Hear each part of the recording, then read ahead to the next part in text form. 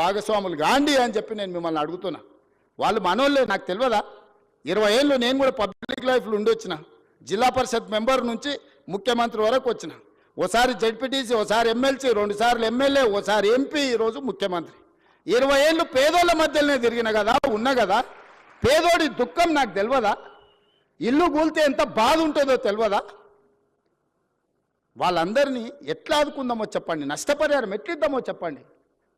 నువ్వు 7 లక్షల కోట్లు అప్పు చేసినావు, వాళ్ళ కోసం ఇంకో 10,000 కోట్లు ఎట్లయినా చేసి తీసుకొచ్చి వాళ్ళకి ఇద్దాం. మీరు మింగింది ఆపితే చాలు వాళ్ళకి ఇవ్వడానికి. ఏందుంది అందులో?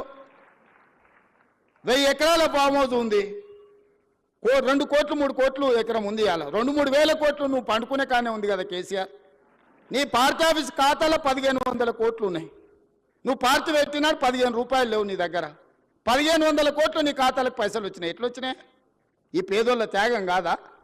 వాళ్ళు ప్రభుత్వం నుంచి, ప్రభుత్వ ఖజానా నుంచి అవసరమైతే ఒక 10,000 కోట్లు ఖర్చు అయినా వాళ్ళని ఒక మంచి అపార్ట్మెంట్స్ కట్టించి, గవర్నమెంట్ ల్యాండ్లో వాళ్ళకి మంచి ఒక కాలనీ కట్టించి, వాళ్ళందరినీ అక్కడికి తరలించి, అక్కడ ఒక హాస్పిటల్, ఒక పాఠశాల, ఒక ఐటీఐ, ఒక జూనియర్ కాలేజు, అవసరమైతే ఒక ఇంజనీరింగ్ కాలేజ్ కట్టించి వాళ్ళకు ఒక మంచి భవిష్యత్తు ఇద్దాం. సలహా ఇవ్వండి. చదువుకోలేదా? అమెరికాలో పోయి చదువు వచ్చిన అంటాడు ఈ సన్నాసి. ఆ పిల్లలు చదువుకోనికే దారి చూపించే తెలియదా? ఈటల రాజేందర్ గారు అందులో ఇంకా ఆయనకు అంగి మారింది కానీ వాసన అయితే మారినట్టుగా అనిపిస్తలేదు. నాకు కొంచెం గౌరవం ఉండే, ఎందుకంటే ఇట్లాంటి దాంట్లో కొంచెం కలిసి వస్తాడేమని. ముందు రోజు హరీష్ కేటీఆర్ మాట్లాడితే తెల్లారి అదే జిరాక్ తీసుకొచ్చి రాజేందర్ అన్న చదువుతున్నాడు. కనీసం భాషనైనా మార్చుకో రాజేందర్ అన్న. నువ్వు అందులో ఉండొచ్చినావు అని ఇంత బానిసత్వం వాళ్ళకు చూపించాల్సిన అవసరం లేదు. ఎందుకంటే నువ్వు కష్టాలలో ఉన్నప్పుడు వాళ్ళు నిన్ను మెడలోటి దొబ్బినప్పుడు తెలంగాణ సమాజం నీ పక్కన నించున్నది. వాళ్ళ పక్కన నించోకు, దొంగల పక్కన. తెలంగాణ ప్రజల పక్కన నించో. ఇవాళ నేను ఢిల్లీకి పోతున్నారా, రేపు మోడీ దగ్గరకు పోదాం. సబర్మతి రివర్ ఫ్రంట్లో 64,000 కుటుంబాలను బయటకు పంపించిండు ఆయన.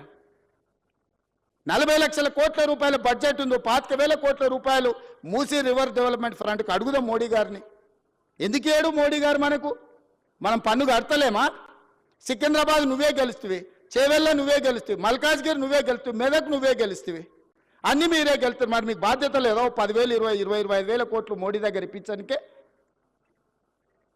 నేను ఎందుకు చెప్తున్నంటే బాధ్యత రహితంగా కొంతమంది ఏం చేసినా తప్పు పట్టాలి, కాళ్ళలో కట్టె పెట్టాలి.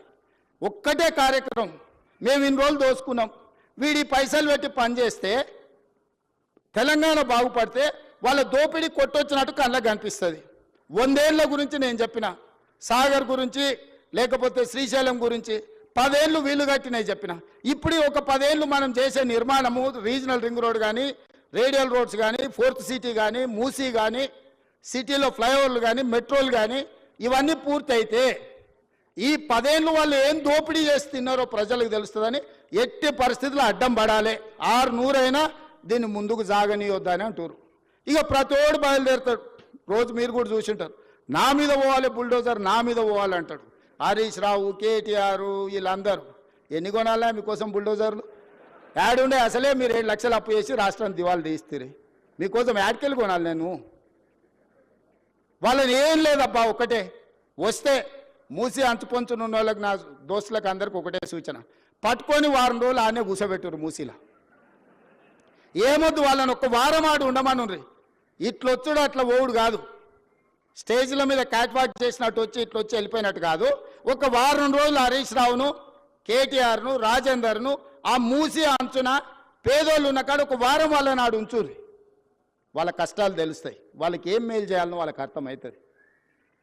కాబట్టి ఇక్కడ వచ్చిన ఇంజనీర్లకు ముఖ్యంగా రేపు జిహెచ్ఎంసీలో కానీ ఇక్కడ సిటీలో సర్వీస్లో చేరబోయే వాళ్ళు మీ కర్తవ్యంగా పెట్టుకోండి.